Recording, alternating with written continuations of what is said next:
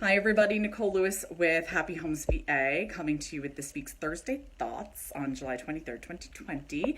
So for today, we're going to dive into the fishbowl, only I have already dove into the fishbowl because I am using both hands for my camera. So this week's question was, what is the first thing I should do if I'm buying a home, and what is the first thing I should do if I'm selling a home?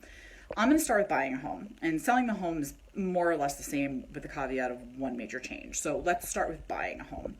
If you are buying a home, the very first thing you're going to want to do is figure out your financial situation. So if you know a realtor that you are very comfortable with, a strong realtor, somebody that you trust and that you've worked with, or that perhaps has been highly recommended to you, that's a good place to start to find yourself a lender. And the reason why is because you're not going to want to jump right into buying houses without first knowing what it is that you can afford. And a lender is going to be the person that can tell you that. A realtor should not be telling you what your budget is.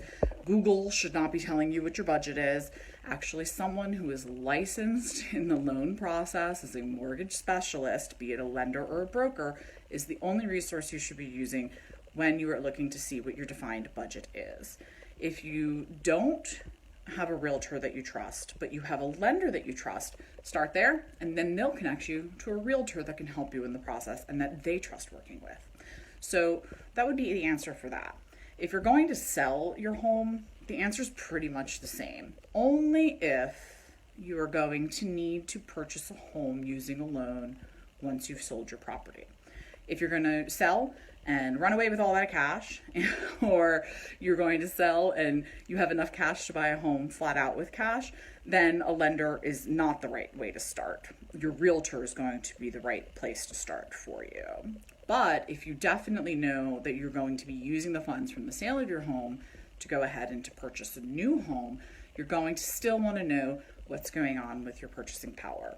And when I talk about purchasing power, it's not about saying this is your budget and then maxing out the budget. It's about understanding what it is that you can truly afford.